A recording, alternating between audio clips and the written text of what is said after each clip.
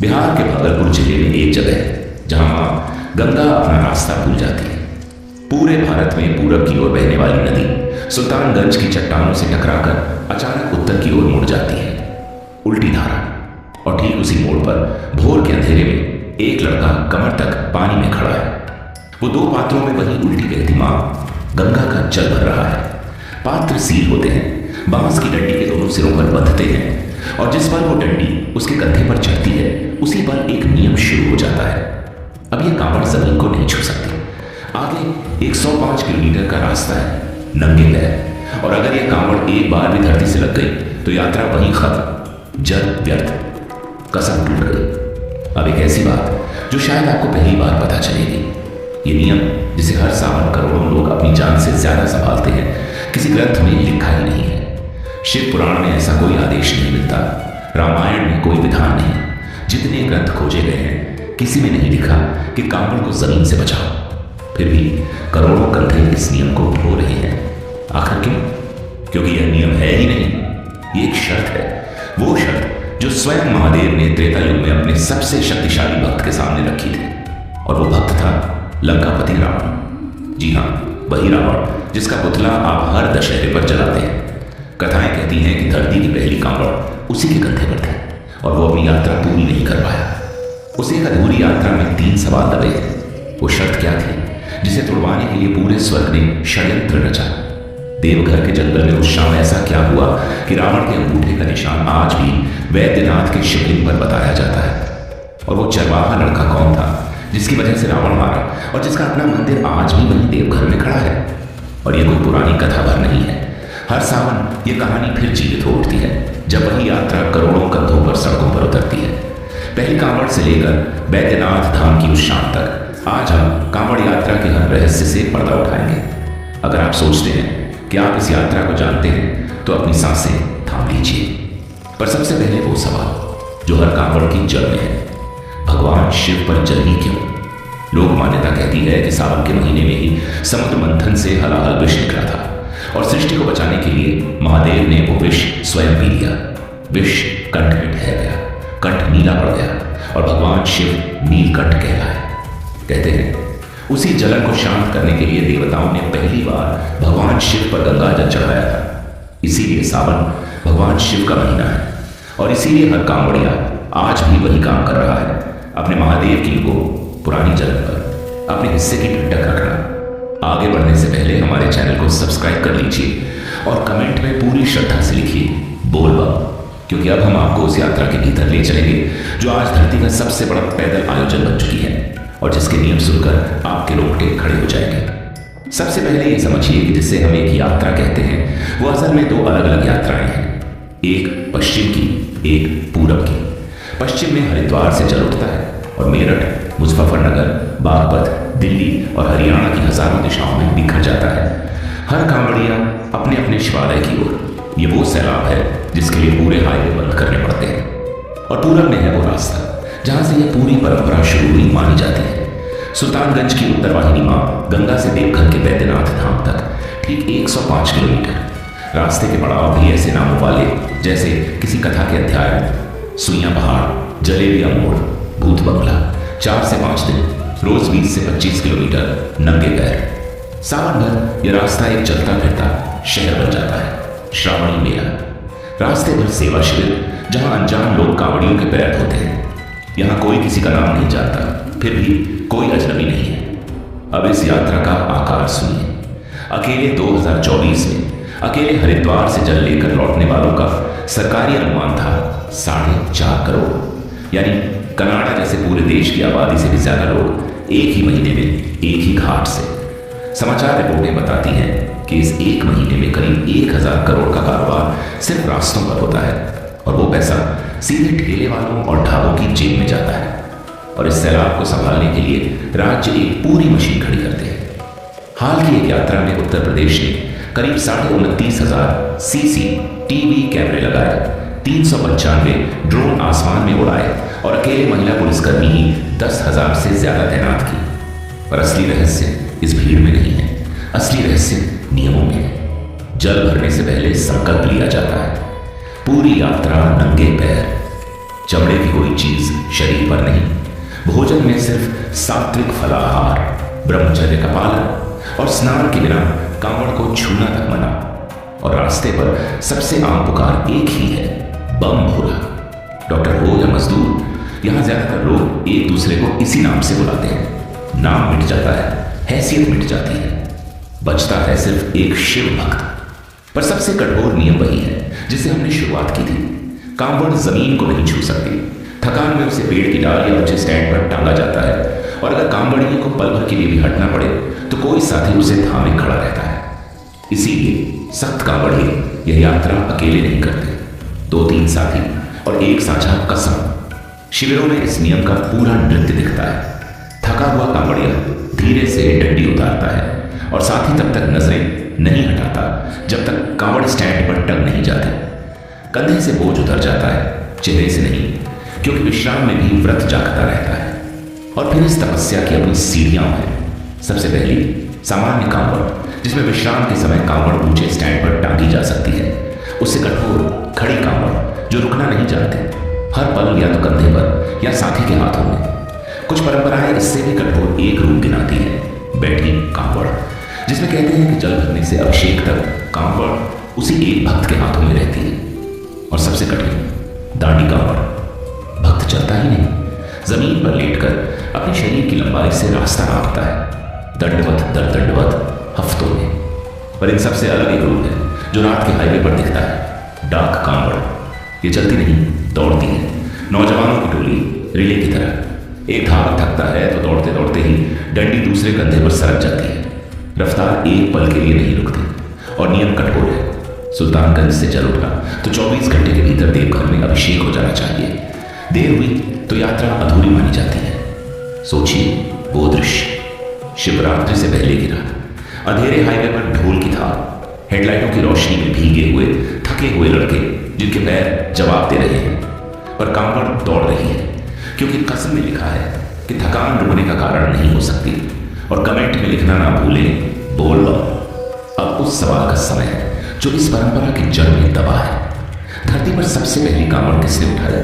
यहीं से यह कहानी एक अदालत बन जाती है। इस एक सवाल के 4 दावेदार हैं और चारों नाम सुनकर आप सोच में पड़ जाएंगे। पहला नाम शायद आपके घर में भी लिया जाता है, श्रवण कुमार। एक बेटा जो अपने अंधे माता पिता को टोकरियों में बैठाकर बहनगिरी कंधे पर उठाए तीर्थ कराने निकला था। कहा जाता है कि कांवड़ का पूरा स्वरूप उसी की देन है। पर अब हम वो करेंगे जो कभी लोग करते हैं। हम सीधे वाल्मीकि रामायण खोलेंगे। वाल्मीकि रामायण के अयोध्या कांड का 63वां सर्ग। श्री राम के वनवास की छठी रात, मरते हुए राजा दशरथ रानी कौशल्या के सामने अपनी जवानी का एक पाप कबूल कर रहे हैं। शब्द भेदी बाण चलाने वाला युवराज, सरयू किनारे का अंधेरा, पानी भरने की आवाज को हाथी समझकर छोड़ा गया थी, और एक तपस्वी लड़के की मौत। सब कुछ वहां दर्ज है, पर उस पूरे सर्ग में एक चीज कही नहीं है, कांवड़। वाल्मीकि के शब्दों में वो लड़का नदी किनारे अकेला है, हाथ में सिर्फ एक घड़ा, न बहंगी, न टोकरियां, न कंधे पर बैठे माता पिता। वो छवि सदियों बाद की लोक कथाओं ने जोड़ी है। इससे श्रवण कुमार की महिमा जरा ही छोटी नहीं होती, उसकी मात्र पितृभक्ति अमर है। पर इतिहास की कसौटी पर पहली कांवड़ उसके कंधे पर सिद्ध नहीं होती। दूसरा दावा पश्चिमी उत्तर प्रदेश का है। वहां की परंपरा कहती है कि पहली कांवड़ भगवान परशुराम ने उठाई थी। पिता की आज्ञा पर अपनी ही माता का वध करने वाले भगवान परशुराम उस भार से मुक्ति के लिए गढ़मुक्तेश्वर से गंगा जल भरते थे और पैदल चलकर बागपत के पुरा महादेव मंदिर में अभिषेक करते थे।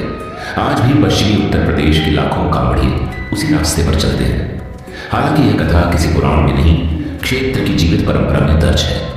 तीसरा दावा कहता है कि स्वयं श्री राम ने सुल्तानगंज से बैद्यनाथ तक जल चढ़ाया था, पर यह दावा एक वाक्य से ज्यादा कहीं नहीं मिलता, न कथा न प्रसंग। और फिर बचता है चौथा नाम, इकलौता नाम, जिसके पीछे बाकायदा ग्रंथ का अध्याय खड़ा है, शिव पुराण कोटिरुद्र संहिता 28वां अध्याय, और वो नाम है रावण। जिस रावण से आप नफरत करते हैं, कथाएं कहती हैं कि कांवड़ की पूरी व्याकरण उसी की एक यात्रा से निकली है।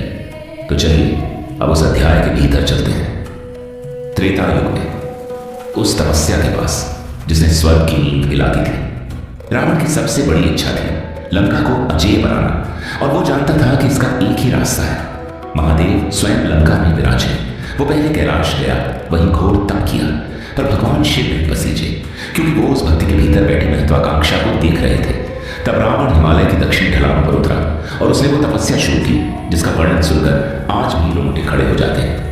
गर्मियों में उसने अपने चारों ओर 4 अग्नियां जलाई और 5वां अंगारा था सिर पर तपता सूरज। इसे कहते हैं पंचअग्निता। बरसात आई तो वो खुले आसमान के नीचे नंगी धरती पर बैठ गया। सर्दियों में वो जमा देने वाले पानी में उतरकर खड़ा हो गया। एक पूरा वर्ष रथु दर रथु, पर कैलाश पर कोई हलचल नहीं। तब रावण ने वो किया जिसकी कल्पना ना किसी देवता ने की थी ना किसी असुर ने। उसने अपने ही हाथ में एक शिवलिंग गढ़ा, सामने अग्निकुंड खोदा और खड्ग उठाया। पहला सिर कटा और अग्नि में समर्पित हो गया। भगवान शिव नहीं आए, दूसरा सिर, तीसरा, चौथा, संकल्प टूटा नहीं। 9 सिर अग्नि में जा चुके थे। 10वें और आखिरी के लिए खड्ग उठा और तभी समय रुक गया। महादेव प्रकट हुए। उन्होंने रावण की कलाई थाम ली और एक पल में उसके 9 के 9 सिर वैसे ही वापस जोड़ दिए जैसे कोई वैद्य किसी घायल को ठीक करता है। याद रखिए यह शब्द वैद्य, क्योंकि इसी एक क्षण से उस जगह के भावी नाम का जन्म होगा। वैद्यनाथ यानी वो ईश्वर जो वैद्यों का भी नाथ है। प्रसन्न होकर भगवान शिव ने वरदान मांगने को कहा और रावण ने अपनी वही जिद दोहराई, प्रभु मेरे साथ लंका चलिए। भगवान शिव ने उसे अपना लिंग सौंप दिया जिसे कथाएं आत्मलिंग कहती हैं। कहा जहां ये रहेगा वहां मैं रहूंगा, पर साथ में एक शर्त रखी, रास्ते में इसे जमीन पर मत रखना। जिस पर यह धरती को छुएगा उसी पर यह वहीं स्थापित हो जाएगा सदा के लिए। फिर कोई शक्ति इसे नहीं उठा पाएगी। अब एक पल के लिए कहानी रोकिए और शुरुआत के उस लड़के को याद कीजिए। सुल्तानगंज का घाट, कंधे पर कांबड़ और एक नियम, ये जमीन को नहीं छू सकते। शब्द दर शब्द वही शर्त, जो शर्त भगवान शिव ने रावण के सामने रखी थी, वही आज करोड़ों कांवड़ियों की कसम है। खोजिए तो यह नियम किसी ग्रंथ में नहीं मिलता। यह उस कहानी से निकला है जिसमें इतिहास का सबसे शक्तिशाली भक्त यही शर्त निभा नहीं पाया था। उस शाम देवघर में क्या हुआ था वो इस कहानी का सबसे खौफनाक हिस्सा है, और उसे हम आखिर में ठीक वैसे देखेंगे जैसे वो घटा था। पर उससे पहले एक और सवाल जरूरी है। अगर यह कथा त्रेता युग की है तो खुद ये यात्रा कितनी पुरानी है? जवाब सुनकर शायद आप हिल जाए। इलाहाबाद विश्वविद्यालय के तीर्थ अध्ययन से जुड़े प्रोफेसर देवी प्रसाद दुबे के शोध के हवाले से बताया जाता है कि सुल्तानगंज से देवघर जल ले जाने का सबसे पुराना लिखित उल्लेख 1700 के दशक के आसपास का है। यानी लिखित इतिहास में यह यात्रा करीब 300 साल पुरानी बताई जाती है, और पुराने विवरणों से एक छोटी शांत परंपरा बताते हैं। चंद साधु, कुछ मौन भक्त। फिर 20वीं सदी में इस यात्रा को व्यापारी समाजों का संरक्षण मिला।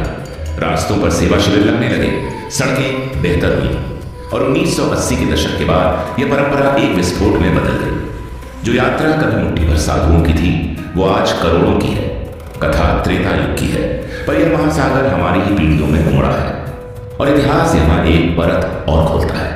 पूरब की सुल्तानगंज यात्रा और पश्चिम की हरिद्वार यात्रा सिर्फ रास्ते नहीं, कहानियां भी अलग रखती हैं। पूरब चलता है रावण की शर्त पर, पश्चिम भगवान परशुराम के प्रायश्चित पर। जिसे हम एक यात्रा समझते हैं वो असल में 2 नदियां हैं जो हर सावन आकर एक हो जाती है। तो क्या 300 साल की उम्र इस यात्रा को छोटा करती है? नहीं, सवाल और गहरा हो जाता है। बिना किसी ग्रंथ के आदेश के, बिना किसी संस्था के बुलावे के एक कहानी करोड़ों कंधों तक पहुंच कैसे गई? इतिहासकार इसे परंपरा का विकास कहते हैं, पर आस्था जानती है कि कुछ कहानियां बीज की तरह होती है। सही मौसम आने पर वो अपने आप जंगल बन जाती है। अब जरा उन कंधों को करीब से देखिए। 2017 में स्टैनफोर्ड यूनिवर्सिटी प्रेस से एक पूरी किताब छपी जिसके लिए समाज शास्त्री विकास सिंह खुद कांवड़ियों के साथ पैदल चले थे। उन्होंने लिखा कि इस यात्रा में सबसे आगे वही नौजवान हैं जिन्हें शहर की दुनिया अनदेखा करके आगे बढ़ जाती है, जिनके पास न पक्की नौकरी है न कोई मंच जहां वो दुनिया को अपना अनुशासन दिखा सके। उनके लिए यह यात्रा ही वो मंच है। छाले उनके प्रमाण पत्र हैं। शहरों में कुछ लोग इन्हें मजाक में भोला कह देते हैं, यानी भोले भाले, ना समझ। पर अब वो बात सुनिए जो इस मजाक को उलट देती है। कांवड़ी खुद एक दूसरे को क्या कहकर बुलाते हैं? बम भोला। जो शब्द दुनिया ने ताना बनाया उन्होंने उसी को अपना परिचय बना लिया, क्योंकि वो जानते हैं कि भोला किसी नासमझ का नाम नहीं है। भोला तो स्वयं महादेव का नाम है, और उस एक नाम के आगे बड़ी से बड़ी डिग्री छोटी पड़ जाती है। आधुनिक लेख इस यात्रा को कभी कभी मानसून का डिटॉक्स बता देते हैं, पर आयुर्वेद का आदि ग्रंथ चरक संहिता खुद कहती है कि वर्षा ऋतु में पाचन की अग्निमंद होती है। कठोर परिश्रम से बचिए, यानी सेहत का हिसाब लगाने बैठे तो यह यात्रा सौदा है ही नहीं। और यही इसका असली अर्थ है। काम बढ़िया लाभ के लिए नहीं चलता, यह कठिनाई ही उसका चढ़ावा है। जो आसान हो वो तपस्या कैसे कहलाएगी। और यात्रा के आखिरी छोर देवघर में एक रहस्य ऐसा है जिसे सुनकर शायद आपकी आंखें भर आए। बैद्यनाथ के शिवलिंग का हर शाम फूलों से भव्य श्रृंगार होता है, जिसका मुकुट कहलाता है नाग मुकुट। बेला और चमेली से गूंथा वो मुकुट बनाता कौन है? कोई बड़ा संत नहीं, कोई भी आई भी भक्त नहीं। परंपरा है कि वो मुकुट देवघर सेंट्रल जेल की ऊंची दीवारों के पीछे उम्र कैद जैसी लंबी सजाएं काट रहे कैदी अपने हाथों से गूंथते। कहा जाता है कि यह परंपरा 1911 के आसपास से चली आ रही है। 100 साल से ज्यादा बीत गए और बताया जाता है कि यह क्रम कभी टूटा नहीं। जिन हाथों को अदालत ने अपराधी लिखा वही हाथ हर शाम महादेव का मुकुट गूंथते हैं। शायद यही इस धाम का संदेश है।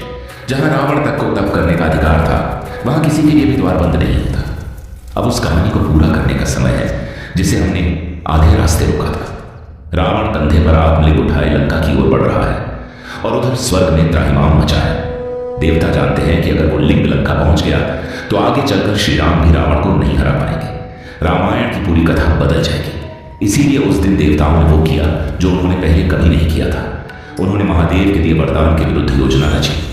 कथा कहती है कि जल के देवता वरुण आचमन के जल के रास्ते रावण के शरीर में प्रवेश कर गए और देवघर के जंगलों तक पहुंचते पहुंचते रावण को वो महसूस हुआ जो हर मनुष्य को होता है, लघु शंका, इतनी तीव्र कि एक एक पग भारी हो गया। सोचिए उस शिक्षा को, तीनों लोगों को जीतने वाला योद्धा और उसे हरा रही है उसकी अपनी देह। अगर इस कहानी ने आपके रोंगटे खड़े कर दिए हैं तो एक पल रुककर हमारे